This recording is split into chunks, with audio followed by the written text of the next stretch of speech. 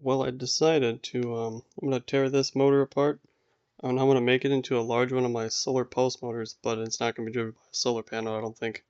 I, I'm sure this won't be enough, because I'm gonna be using this high resistance wire, because I'm just curious to see how well, because there'd be almost virtually no friction, I'll be pretty much just erasing the ceramic bearings, and it'll just be resting on the same exact concept as these are, but I'm gonna be running it off of probably a capacitor bank like I did before with this motor.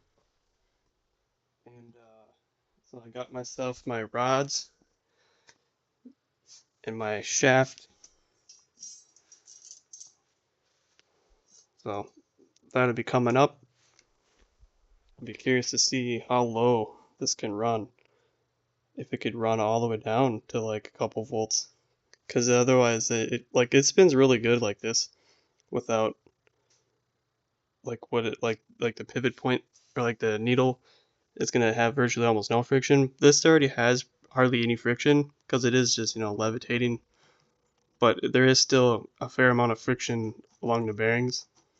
Most of the you can see how the bearing is not actually, it spins on the top shaft, but on the bottom shaft that's pretty much where all the friction is on the bearing. So most of the friction is just on the bottom bearing.